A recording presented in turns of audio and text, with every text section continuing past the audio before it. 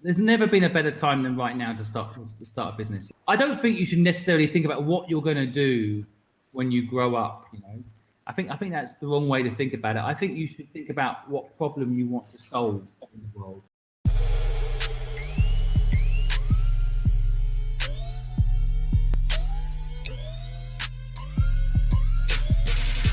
Welcome to Coffee, Eggs and Inspiration. This week, I'm joined by the wonderful Simon Squibb. Simon's an entrepreneur and investor, founder of the Purposeful Project, and many things in between, which we'll talk about. Simon's been a good chunk of his career in Hong Kong, where he started out. He founded actually an agency called Fluid in the year 2000 with Helen Griffith, and sold that in 2016 to PwC. But over that period did some amazing things in the creative agency space in the Asia Pacific area, including a short stint as a baron of comics, I think the Marvel equivalent or something in Asia, which sounds pretty interesting. Then got into the investment game, or the VC world, the entrepreneurship world, where he's been ever since. Had a stint with a company called Nest as the founder, and then subsequently with a company called Meta, which sort of brings together entrepreneurs with corporate venturers and other parts of that community. And onward to today with the Purposeful Project, and I'll save that for when we talk about it, because it's a fascinating idea. Welcome, Simon. You and I did a podcast earlier in the week. In fact, I was on yours, right? Yeah, totally. Yes, it's great to be on your podcast. But I really enjoyed interviewing you, and I appreciate your insights and stories. So thanks very much for being on my podcast. Well, my pleasure, and it's wonderful for you to reciprocate. And we were comparing technology. I'm using a platform called StreamYard here. You used a slightly different one, but it's always interesting to pick up sort of tips and techniques from the pros, and you're certainly a pro in that respect. Talk to me about Hong Kong. You were there for a long time. Yeah, it was a really interesting time. I've noticed that when I look back at my career, that I've always gone when everyone else gone somewhere when everyone else is not so happy there. So, for example, I came back to England just after Brexit, and everyone was really, of course, upset because of Brexit. And it drew me back to England, actually, because I felt I had lost touch with my people. So it drew me back to England. But I went to Hong Kong in 1997, just before Hong Kong was handed back by the British, by Margaret Thatcher, to the Chinese. And it's an incredible thing to have experienced, because Hong Kong, for those that don't know, I think it's now the most expensive place in the world to live. As a financial hub, it is one of the top three. It is a conduit to China itself. It is an incredible place, very, very profitable as a country. And it was peacefully handed over to the Chinese by the British. So, no war, no disagreement. And that's kind of an amazing thing to watch. But when I went there, everyone was talking about the end of Hong Kong at that moment. There are people that will argue today Hong Kong's in serious trouble because of its political situation. But at that time in 1997, people were predicting what's happening now then, and it didn't happen. But a lot of people left, and a lot of people panicked, thinking it was going to become a communist state. And I went there at the very moment when everyone else was leaving. And that's one of the reasons I was able to, frankly, build a really successful agency, because a lot of the talented people that knew how to run an agency left. They left in 1997, leaving a massive gap in the market, which I filled. Well, so both an opportunity, but you still have to hire people. So where did you get your talent? And tell me the story of Fluid. Yeah, well, I guess our model originally for the creative agency, it grew into this incredibly big and successful agency. But the original premise of the business was actually pretty simple. I met someone who you mentioned earlier called Helen Griffiths. And when I met her, she was working as a junior designer for a magazine. And she was literally really just at the beginning of her career. And I watched what she could do as she was designing this magazine. And I asked her what she was charging. And I laughed. It was literally nothing. And I said, why are you charging so little? And she said, I just love doing it. Like every creative I think I've ever met since. That's good. And I said, you're undercharging for this, and I feel like, let me help you charge properly for what you're doing. And she said, I really hate marketing and I really hate selling. So why don't we team up? And I said, well, I love marketing. And she said, I love design. So we said, well, let's create an agency called Fluid Design and Marketing. And we were the first agency at that time to be digital first. And we were thinking digital first, really, in all our creative. And the second thing, we were the first agency that really combined design and marketing. There were marketing companies that gave you marketing strategies, and there were design companies that created nice campaigns, but there weren't very often companies that had a design and marketing mindset. And coupled with the digital, we were quite quickly singled out by some big companies that hired us as quite unique. But it started out very simply, just a partnership between two people. I never thought about needing to hire all these creative people, which we then went on to hire. But what did help was having a very talented creative person at the beginning, because she would cultivate and help the next generation of designers come through the system. What are the sorts of projects that you worked on? Can you give me an example of one that you're really proud of? Oh, so many. I mean, I got involved in all sorts of interesting things. I think working on like CNN Japan and launching CNN Japan was pretty interesting. Like an American news channel, rebranding it so that it was CNNJ, and working within the guidelines of like CNN brand, but also creating something that was going to work in that market, and kind of a digital first approach at the time, which is like part of the strategy was get into hotels as well, like CNN. I mean, without getting too political, Donald Trump said when he went overseas, no one liked him because everyone's watching CNN, right? And a lot of it's because they're watching it in the hotels. No one's really watching Fox. It's not broadcast outside much of the US, right? Some things change and others don't, right? Yeah, that's true. The business became wildly successful, and you ended up selling to PwC, and you'd taken the decision to put a managing director in place shortly before that. So you were able to decouple at that time and go off and do different things. But it's a fascinating and a poignant example, I think, of everything that's happening in both the consulting industry and the agency industry at the moment. We see this convergence in a way where the media agencies predominantly of the past, and many of them had creative agencies under their umbrellas, these sort of archipelagos of companies, are being threatened and challenged by the big four, the big audit firms that have got consulting arms like PwC, and others like Accenture along the way, and it's sort of converging. But design and user experience and things like that seem to sit at the heart of this sort of confluence, this conflict. I'd love to hear your view on what's happening in the agency world at the moment and your experience sort of being part of that story. Yeah, it's an interesting one. I think there was a decline. Sometimes people outside the industry that aren't from the industry, the best way I can explain it, because some of your listeners might not be agency people, so I don't want to get too technical on the agency side, but it reminds me what's happening with the agency world, kind of what's happened in the coffee shop world. Starbucks had this incredible rise where, it kind of wiped out in some respects the traditional coffee shop, and Starbucks took over every street corner and everyone went to Starbucks. But slowly but surely, the independent coffee shop has fought its way back. And I think in the agency world, that happened as well. All the WPPs of this world tried to buy my company many times, little independent shop. Actually, I remember we pitched to launch an airline called Viva Macau. It was a brilliant project, branding an airline, branding an airplane. And we won it because against Ogilvy, I think it was at the time, because we were digital first. And the agencies that we were up against, and the brilliant agencies like Ogilvy that we were up against, they were very much still like print advert first, or print first. And then, oh, by the way, let's do a website, right? Let's do something digital.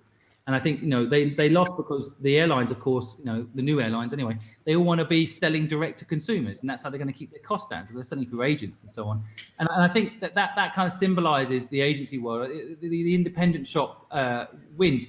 But there is a big but. Even in the independent coffee shop world, you're probably behind the scenes not seeing it, but they're all getting aggregated. If you've got one coffee shop on your own, you don't really have the scale to make it work. So a lot of independent coffee shops are beginning to merge, and what might become in the end a competitor to Starbucks from a structural perspective. But from an external client experience perspective, it's still independent coffee shops, right? So so in the agency world, it's very similar about making it too complicated. And I think the big agencies, there is a combination of like big structure, the Starbucks structure that works at scale, alongside the individuality of say an independent. And I think that's what PwC saw in buying us and Booze, and that was quite interesting because we entered combined with Booze, because the Booze weren't in Asia, right? So we were in Asia, they were in Europe. And I think that you know, being independent, quick thinking, on your feet, digital first is what they needed and what clients need. But my agency included, we sometimes lack the scale. I mean, PwC have 52 offices, and for me to go and open 52 offices is like going to be 10 years of my life, right? And PwC can literally copy and paste the model and put it in every single market. That scale is incredible, but they couldn't do it culturally without the independent agency mindset and team. So it's a good combination. I call it 1 + 1 = 11 if you get it right. And Fluid's done really well inside the PwC business, as has Booze, and it's benefited clients, because really that's what it's all about. That's, you know, why all companies grow, because their clients are happy, right? So that's my. It's a very difficult balance, isn't it? And you see this playing out with some of the acquisitions that Accenture's done as well. You need to leave that sort of independence, that sort of cultural upstart identity in place without smothering it, you know, by the sort of big suited corporation, but also give the scale. So it's a really interesting balance, and it's great to hear Fluid's done well through that merger. Let's move on and talk about entrepreneurship, because that's really the area that you're an entrepreneur yourself, obviously. Some would say poacher turned gamekeeper, perhaps, but you know, now you're giving back. You've been skillful and insightful and fortunate enough to do pretty well, and you've got the Purposeful Project at the moment, which is all about helping entrepreneurs for free. Tell us more about that. Yeah, I think I was reading a story just as COVID hit about how many people were going to be put out of work because of COVID. And it proved to be true a year later. I mean, they predicted about 1 million people would lose their job because of COVID. But thanks to furlough, it wasn't instant. But in the last budget recently, it did register that over 800,000 people have lost their job because of COVID. 800,000 people. But when I read this before it happened, the prediction, I felt a sense of responsibility. I mean, I'm not a doctor, so I couldn't go on the front line and help in that way, but I could help some of those 800,000 odd people. There's no job. There really shouldn't be unemployment in this day and age. I'd love to eradicate unemployment. I mean, that's the overarching mission that we're doing, because in reality, no one should not have a job if they don't want one. And a job is a bit of a misunderstood word. I think something to do that you love is perhaps a better way to put it. And I feel like if you can't find a job, create one for yourself. And now with technology, you know, in the palm of your hands, the power we have, the ability to broadcast and communicate as you are now to thousands of people instantly, there really is no reason why, you know, people can't start a business of their own instead of wait for a job. Even if it's a small business that you love, it doesn't have to be Google or Facebook or whatever. It can be something, you know, you just enjoy doing. And I think the big reason people don't do it is because they don't have the training. No one can be a doctor without training. No one can be a lawyer without training. There's nobody that can become anything without a bit of support. And so I decided that, you know, I wanted to build something at scale that could bring knowledge and support, help people build a business, help people grow their business, and make sure they never feel alone doing it. And that's what I set about doing with the Purposeful Project. We want to help people start and grow a business and never feel alone doing it. And we do it in various ways, but it was quite exciting to start off with this premise of like, we'll never charge people for help, because there's a lot of organizations out there, but there's always a little bit like, well, accelerators, for example, which I was involved in before, they'll take equity from you. But what if you've got no business that anyone wants equity in? What if you've got a business that I don't want equity in? What if you don't even have a company yet? So then what? How do you get the help you need? Okay, so maybe you pay a consultant. But what if you haven't got the money for a consultant or an advisor or business coach? and there's millions of people that can't pay for help. They can't even get the internet. So I love the idea that we would help anybody that needs it, and we're not after anything. It's actually quite liberating from a business perspective to have no agenda and just purely be trying to find a way to help people. It's an extraordinary mission that you're on, Simon, and obviously you're funding a lot of it yourself. Do you have other funding sources? Yeah, so I've been funding it for the last year myself, and I'm always very transparent about it. I've been spending about £12,000 a month myself on this, and I'm willing to fund it for the rest of my life. But I am now starting to get, and I think this is an interesting lesson. I never went out to look for money, but I think mission is resonating with people, that we are starting to get now a lot of corporate endorsement and support. And we're starting to make money on our YouTube channel. We're starting to make money on our other communication channels.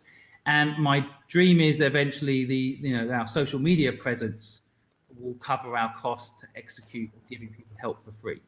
And it's going that way. Of course, a bit of luck and a lot more hard work, and we'll get there. But actually, funnily enough, this month is the first month where I won't have to be transferring £12,000 into the bank.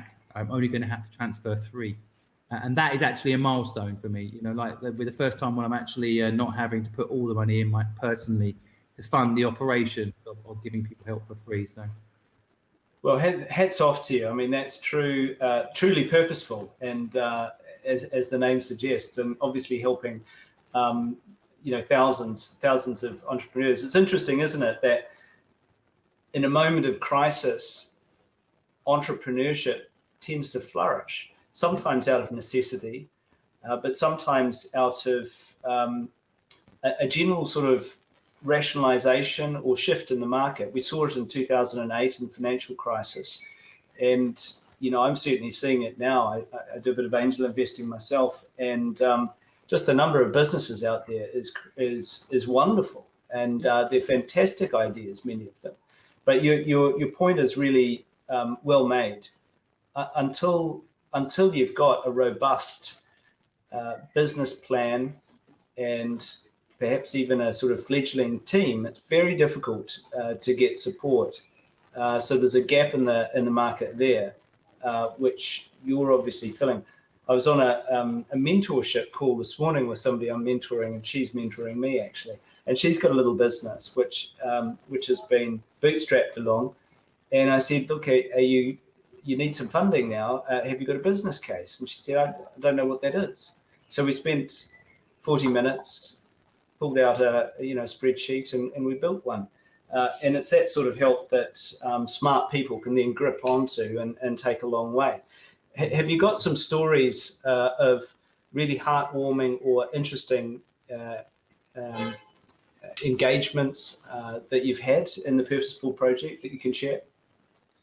Yeah, I think what's surprised me is of course, our this whole, let's call it philanthropy mission of like helping people for free.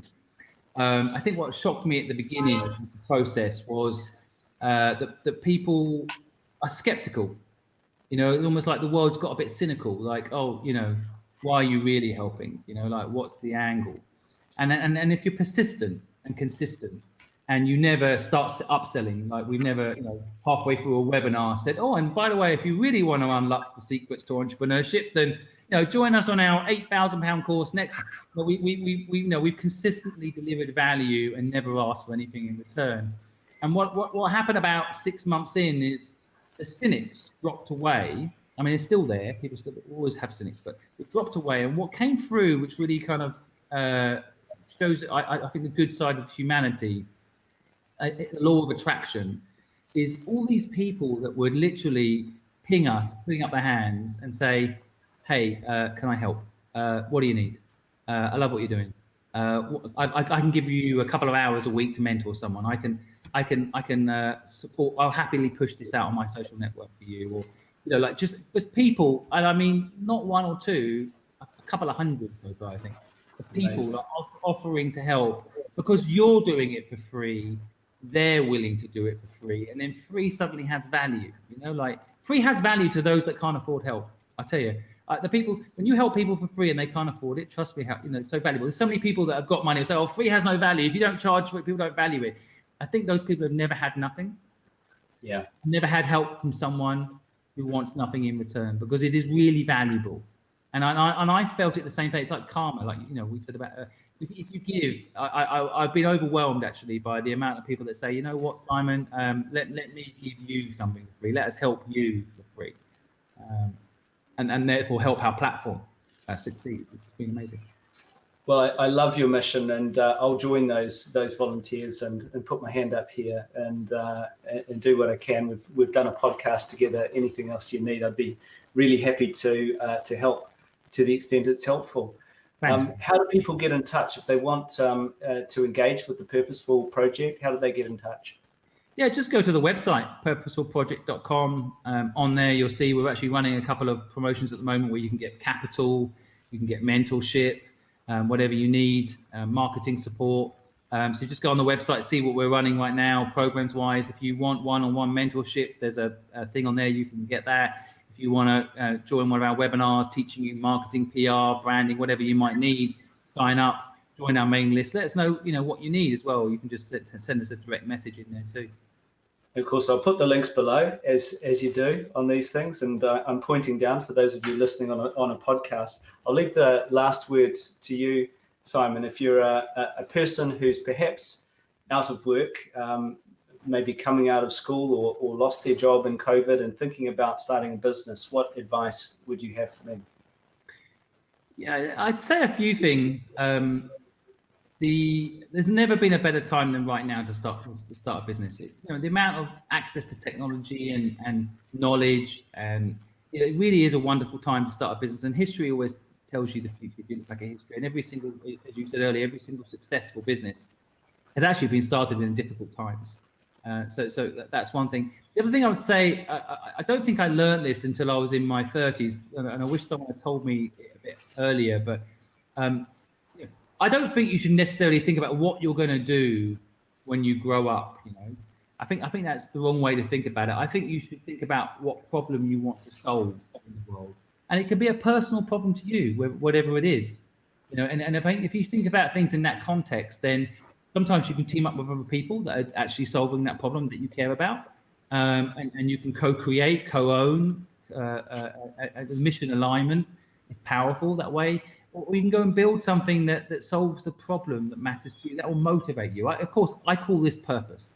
The purpose of life is a life with purpose. It's kind of my favorite kind of statement around this. And that's probably what I'd say to people. Have a little think about purpose. Have a little think about what problem you'd like to solve, because it's an incredible motivator if you find that thing.